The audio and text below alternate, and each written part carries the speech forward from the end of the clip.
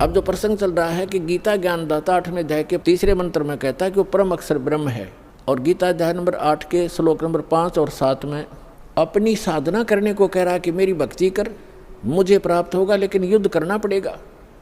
और पुण्यात्माओं, जहाँ युद्ध है वहाँ शांति नहीं हो सकती। इसलिए गीता ज्ञानदाता कहता है 18वें अध्याय के 62वें श्लोक में कि सर्वभाव से तू उस परमेश्वर की शरण में जा, उस परम अक्षर ब्रह्म की शरण में जा, उसकी कृपा से तू परम शांति को और सनातन परम धाम को प्राप्त होगा, जहाँ जाने के बाद साधक फिर लौटकर कभी संसार में नहीं आते। अब गीता ज्ञानदाता गीता अध्याय नंबर 8 के श्लोक नंबर 8, 9, 10 में कहता है कि उस सच्चिदानंद घन ब्रह्म की भक्ति करने वाला प्राणी साधक भक्ति की शक्ति से, योग के बल से, योग माने साधना के बल से, भक्ति की ताकत से, उस मंत्रों की भक्ति की कमाई की ताकत से उस परमात्मा को सच्चिदानंद घन ब्रह्म यानी परम अक्षर ब्रह्म को ही प्राप्त होता है। अपना तो उसने मंत्र बता दिया 8वें अध्याय के 13वें श्लोक में कि मुझ ब्रह्म का केवल एक ओम अक्षर है, नथिंग एल्स। ओम नमः शिवाय, ओम भगवत वासुदेव, ये मंत्र नहीं है, ये तो बाल बलौने वाले खिलौने हैं, मीठी गोलियां हैं। 17वें अध्याय के 23वें श्लोक में गीता ज्ञानदाता ने केवल संकेत दिया है कि उस सच्चिदानंद घन ब्रह्म के पाने का 3 मंत्र का जाप है, नथिंग एल्स, उसके अतिरिक्त कुछ नहीं।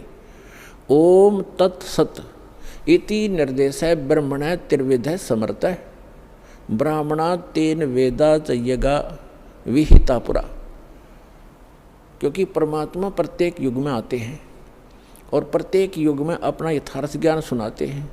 कुछ पुण्यात्माएं उनको स्वीकार करती हैं, इसलिए कहा कि सृष्टि का स्टार्ट होता है उस समय परमात्मा यथार्थ ज्ञान देता है। ब्राह्मण माने विद्वान पुरुष, बुद्धिमान व्यक्ति, फिर इसी आधार से वो साधना किया करते हैं।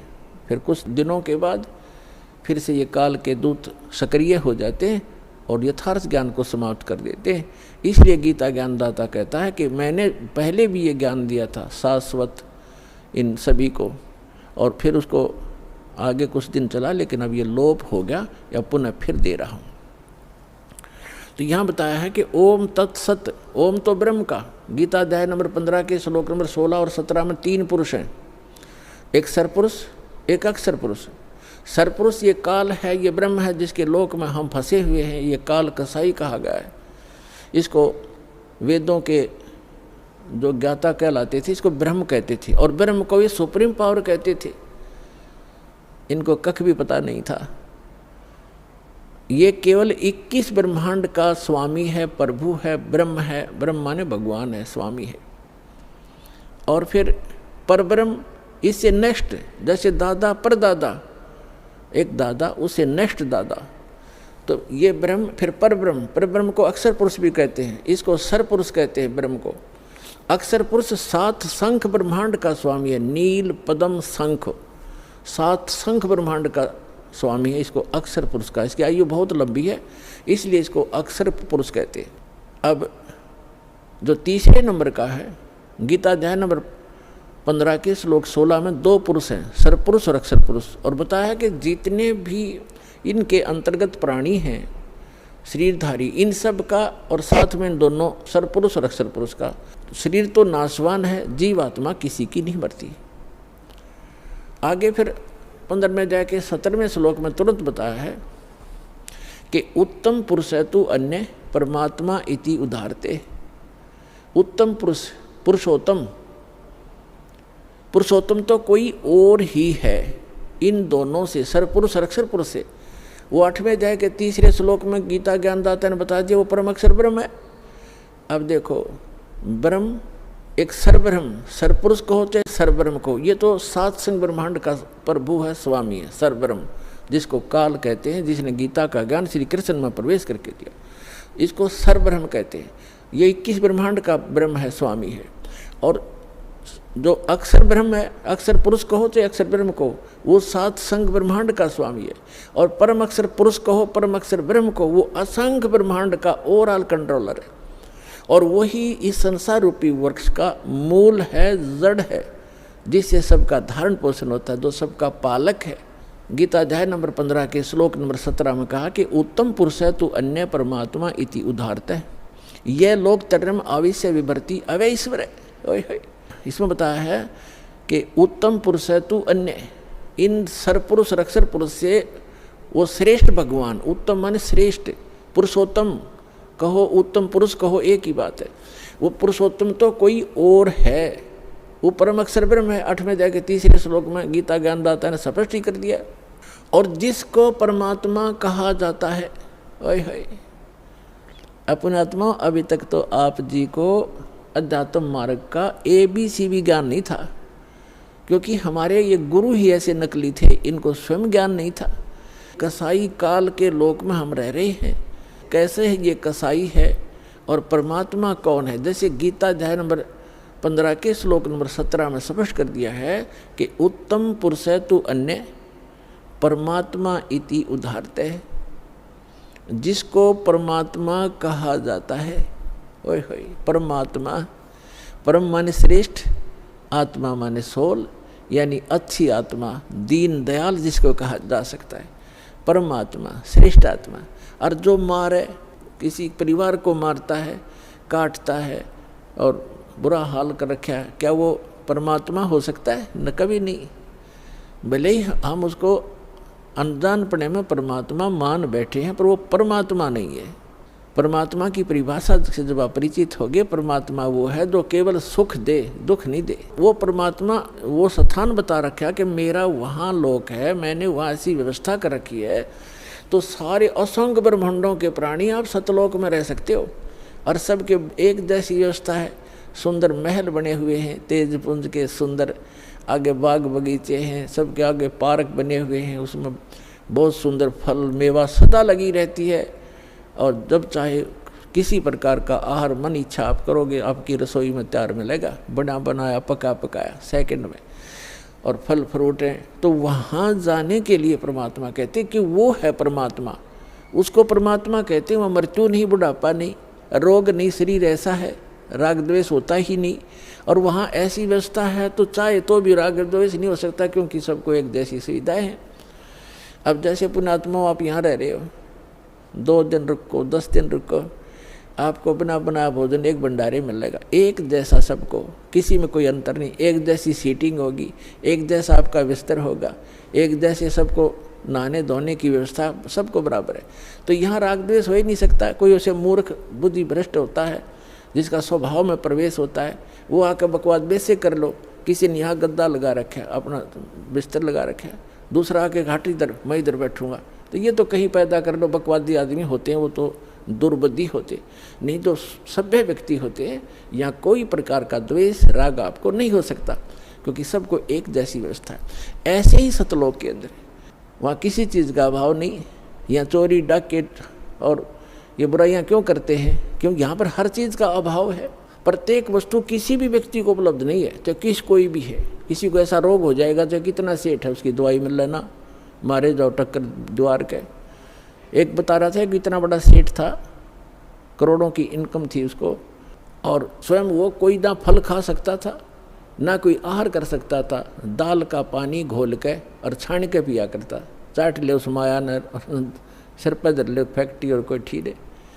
कहते हैं जीवित जग में जूती पड़े फिर जम तोड़े छाती, बिना भक्ति के प्राणी यहीं दुखी हो जाएंगे, अगयम के दूत उनको बहुत सताएंगे।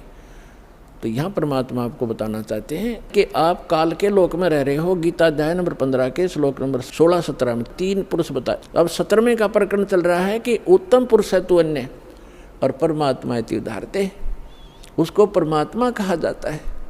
और ये लोक तरम अविश्य विवर्ती, जो तीनों लोकों में प्रवेश करके सबका धारण पोषण करता है, वो अव्यय ईश्वर है, वो है अविनाशी परमेश्वर, वो है अविनाशी भगवान, अविनाशी स्वामी। गीता अध्याय नंबर 15 के श्लोक नंबर 18 में ये बुद्धिहीन व्यक्ति जो नकली हैं, वो ये कहते हैं कि रामपाल 15वें अध्याय के 18वें श्लोक के बारे में क्यों ना बोलता, कि उसमें गीता ज्ञानदाता कहता है कि मैं इन सभी प्राणियों से उत्तम हूँ, और इसलिए लोके वेदे, लोक वेद में पुरुषोत्तम प्रसिद्ध हूँ। तो इसका अर्थ ये है कि गीता ज्ञानदाता 21 ब्रह्मांड का स्वामी है। और इसके अंतर्गत जितने प्राणी हैं, इंक्लूडिंग ब्रह्मा विष्णु महेश से भी ये उत्तम है, श्रेष्ठ है, इनसे उत्तम है। इसलिए दंत कथा के आधार पर, लोक वेद के आधार पर मैं पुरुषोत्तम प्रसिद्ध हूँ, क्योंकि मैं इनसे उत्तम हूँ, श्रेष्ठ हूँ, तगड़ा हूँ, इसलिए मैं पुरुषोत्तम प्रसिद्ध हो रहा हूँ। लेकिन उत्तम पुरुष है तू अन्य 15वें अध्याय के 17वें श्लोक में उसने क्लियर कर दिया। तो पुण्यात्माओं, ये अज्ञानता का ही परिणाम होता है, जिसमें थोड़ा बहुत कचरा रह जाता है, वैसे फसड़ कराया करे वो फिर कार्बोरेटर। तो दास चाहता है कि सारा सफाई कर दूं ताकि आपको कोई मिसगाइड ना कर सके। तो इस प्रकार 15वें अध्याय के 18वें श्लोक को समझो कि ये कहता है कि जितने मेरे अंतर्गत प्राणी हैं उनसे मैं उत्तम हूँ, पुरुषोत्तम कहलाता हूँ, इसलिए इन तम तगड़ा हूँ, श्रेष्ठ हूँ, इसलिए पुरुषोत्तम प्रसिद्ध हो रहा हूँ। लेकिन वो पुरुषोत्तमता कोई और है, 15वें अध्याय के 17वें श्लोक में। तो अब हम यहाँ आते हैं कि उसको परमात्मा कहा जाता है। ओए है परमात्मा। अब देखो, प्रभु का नाम का अर्थ होता है स्वामी। उसको ब्रह्म कहो, प्रभु कहो, साहिब कहो, और राम गॉड खुदा अल्लाह कहो।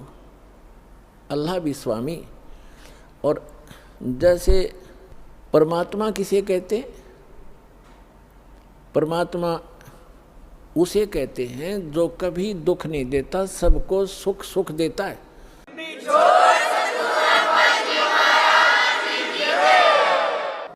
उत्तम पुरुष है तो अन्य परमात्मा इति उदाहरत है।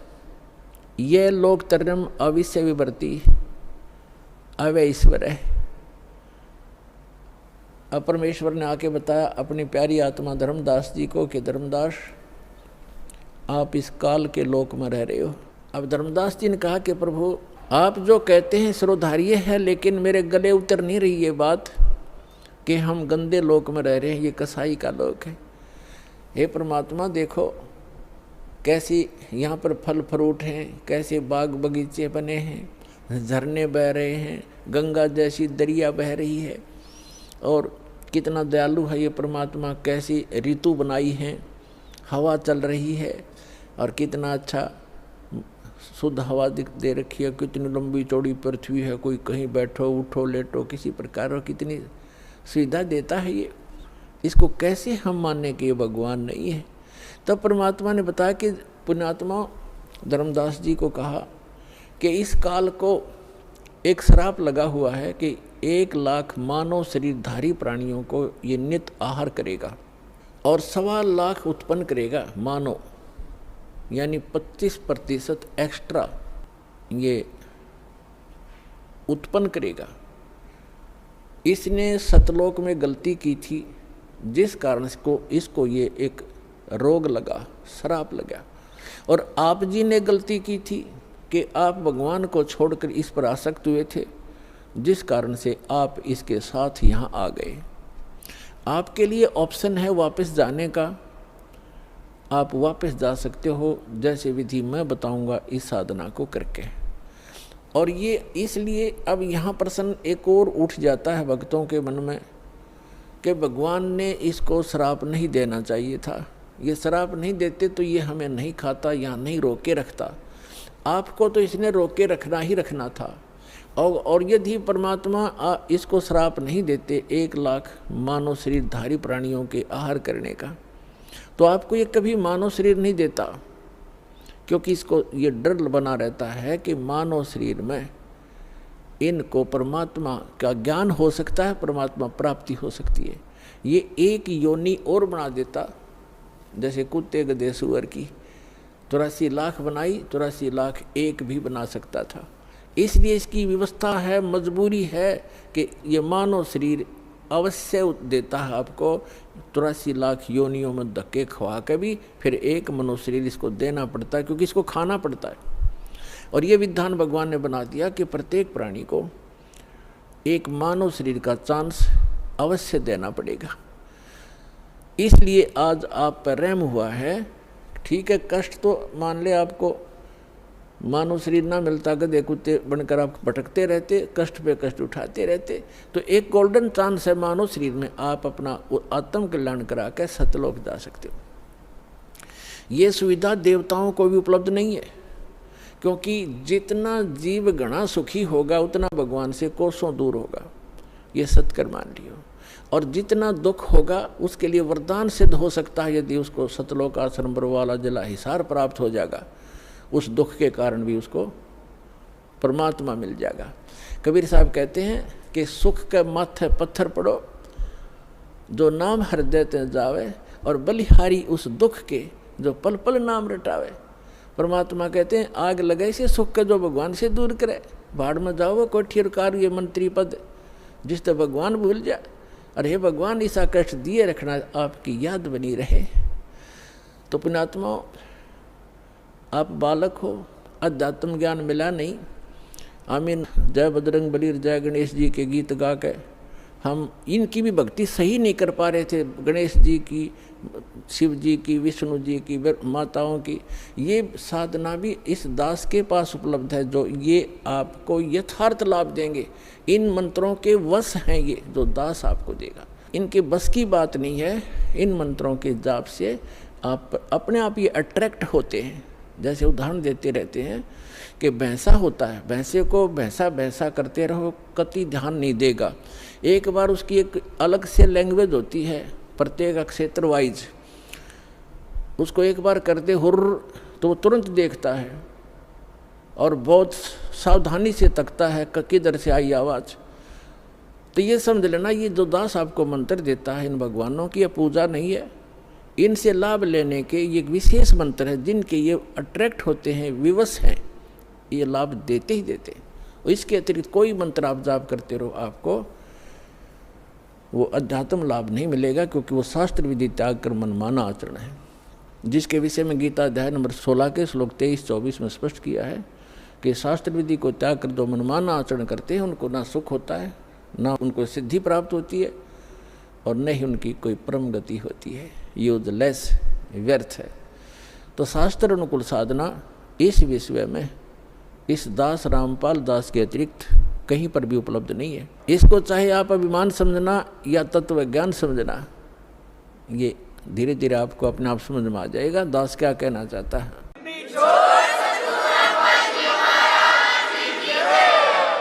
अभिमान तो वो व्यक्ति किया करता जिसकी अपनी कोई खोज हो, चाहिए तो उसने भी नहीं। और हम तो संत भक्त हैं, हम किसी प्रकार का कोई अभिमान या ईगो कभी नहीं रखते। जो ऐसा रखता है वो भक्त नहीं, ना संत नहीं, क्योंकि ये तो सदग्रंथों में प्रमाणित है, हमारे सदग्रंथों में लिखा हुआ था। वो खजाना इनका हाथ लगा नहीं, क्योंकि इनको ज्ञान नहीं था। अपने आत्माओं, जैसे श्रीमद् भगवद गीता अध्याय नंबर 17 के श्लोक नंबर 23 में लिखा है, ओम तत्सत इति निर्देश ब्रह्मण तिर्वेद समर्थ ब्राह्मणा तेन वेदात यज्ञा विहिता पुरा।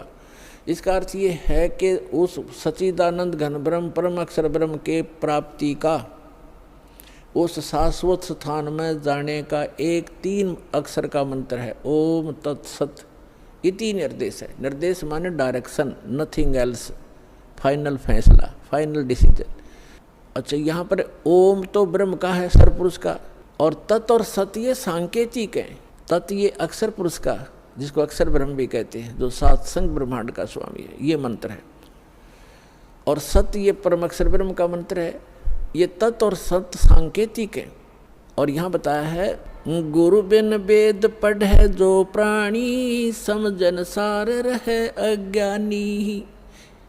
गुरु बिन काहुन पाया ज्ञाना, जो थोथा भूस छड़े मूड किसाना। सतगुरु के बिन, गुरु के बिना किसी को भी वेदों का ज्ञान नहीं हुआ। वो तो ऐसे अपने अटकलबाजी करते रहे जैसे कोई मूढ़ किसान धान निकालने के बाद पड़ी पराली को और उसको कूट रहा है मोगरों से, डंडों से, या उनको पटक रहा है पकड़ पकड़ के। किस लिए? उससे पूछा जाए कि इसमें से कनक निकाल लूँगा, धान निकाल लूँगा, तो उसको ज्ञान नहीं है, वो मूढ़ है।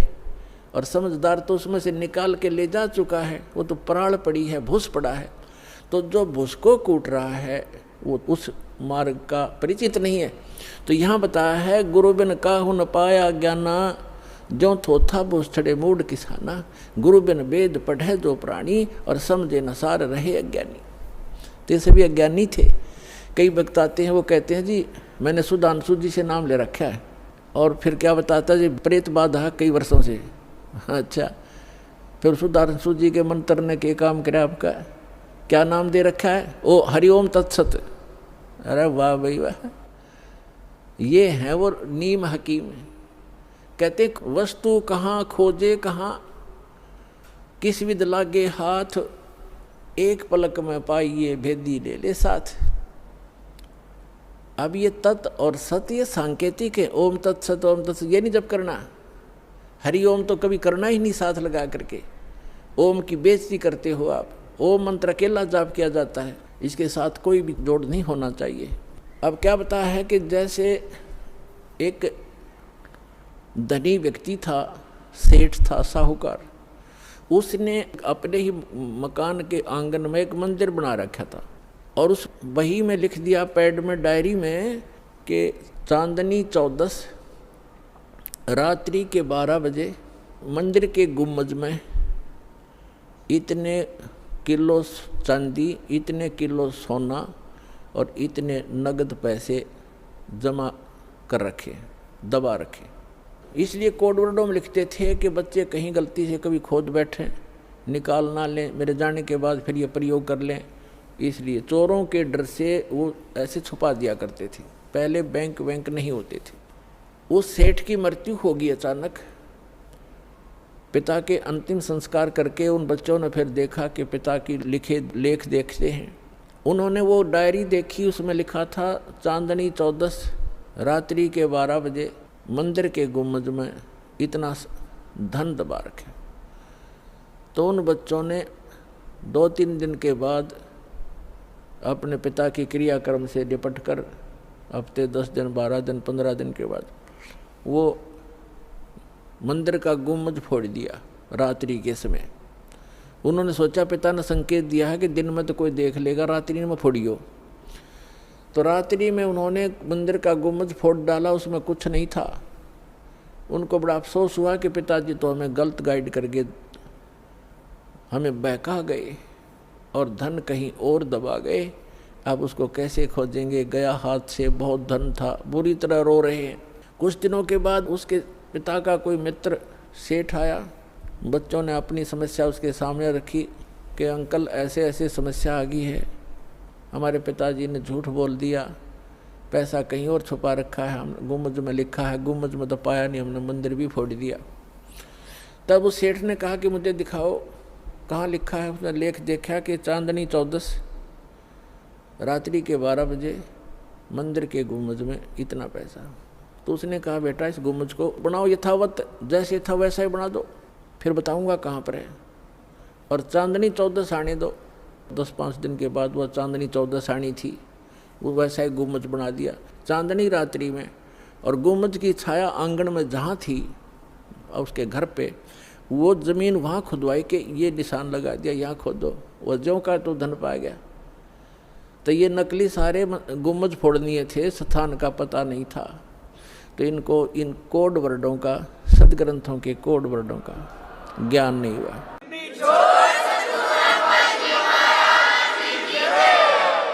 तो वस्तु कहाँ ढूंढे कहाँ, किस विद लागे हाथ, एक पलक में पाइए भेदी ले लो साथ। तो ये दास इन सदग्रंथों का जानकार बना के, तत्वदर्शी संत बना के कबीर भगवान ने आप उसके बच्चों के लिए भेज दिया। अपनात्माओं अविलंब काम करो यू, कहते हैं समझा है तो सर दर पाओ और भौर नीरे ऐसा दाव। तो ये गरीबदास जी कहते हैं, गरीबदास ये वक्त जात है, रो गई इस पैरे न, हाथ से मानो शरीर छूट गया, भक्ति यथार्थ मिली नहीं, तो फिर रोया करोगे इस समय को। कहते हैं मानुष जीवन दुर्लभ है, मिले न बारंबार, और तरवर से पत्ता टूट जा वो फिर नहीं लगता डार। अब जो प्रसंग चल रहा है हम आते हैं उसी पर कि परमात्मा की परिभाषा क्या है और काल किसे कहते हैं। तो ये प्रसंग पूरा हुआ कि यथार्थ भक्ति कौन सी है, और वो स्थान एक ऐसा है जहाँ जरा मरण नहीं होता, वहाँ जाने के बाद प्राणी फिर लौटकर कभी संसार में नहीं आते, और वहाँ जरा और मरण नहीं है, वृद्ध अवस्था और मृत्यु नहीं है।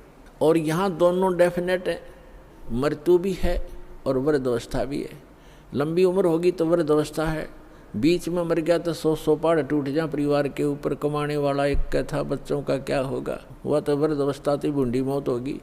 कहने का भाव ये है, जब तक हम परमेश्वर की शरण में नहीं आते तब तक हम काल की रेंज में रहते हैं, और जब हम कबीर भगवान की शरण में आ जाते हैं हम काल की रीत से बाहर हो जाते हैं, फिर उसका विधान हम पर लागू नहीं रहता, हम परमेश्वर की शरण में आ जाते हैं।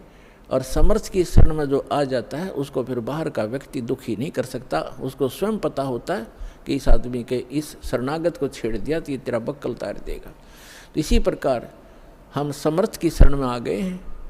आप कबीर भगवान वो समर्थ है, वो कादर परमात्मा है, उसकी शरण में आ गए, उसकी शरण ना त्यागना, इतना ध्यान अवश्य रखना। छोटा मोटा कष्ट भी आपको होता है नाम लेने के बाद, तो ऐसे समझना जैसे एक बिल्ली बच्चे उत्पन्न करती है और 2-4 दिन के बाद उन बच्चों को दूसरे घर में ले जाती है वो, क्योंकि वहाँ वो ये देखती है कि कहीं तेरे बच्चों को यहाँ खतरा ना हो जा। और इस बात से उसके बच्चे भी परिचित होते हैं कि हम अपनी माँ के संरक्षण में हैं, और वो उनको ज़बान अपने मुख से पकड़ती है, उसके तीखे दांत होते हैं बिल्ली के तीखे, और उनको पकड़ती है। और बच्चों को पीड़ा भी होती है, वो ऐसे सुकड़ जाते हैं, ऐसे लटक जाते हैं, और महसूस होता है कि इनको दांतों का दर्द भी है, लेकिन बोलते कतई नहीं, चुपचाप रहते हैं, उस पीड़ा को सहन करते रहते हैं, क्योंकि उनको पता है कि हम अपनी माँ के साथ हैं। ये थोड़ा बहुत कष्ट भी है तो हमारा जीवन रक्षक है, रक्षा हो रही है, तो उसको उठाकर वो दूसरे सुरक्षित स्थान पर अन्य मकान में ले जाती है, सबको बारी बारी वहाँ पहुँचा देती है। कुछ दिनों के बाद वहाँ देखती है कि यहाँ भी समस्या है, तो तीसरे मकान में कहीं और ले जाएगी, और वो बिल्कुल नहीं बोलते क्योंकि उनको पीड़ा भी हो रही है, लेकिन उनको विश्वास है कि माँ के मुख में हम भले ही पीड़ा हो रही है लेकिन हमारी जीवन रक्षा हो रही है। इसी प्रकार कबीर भगवान की शरण में आने के उपरांत आपको छोटा मोटा कष्ट भी है तो ना जाने आपका कौन सा पहाड़ जैसा दुख टल रहा है, ये विश्वास रखना, विचलित ना होना।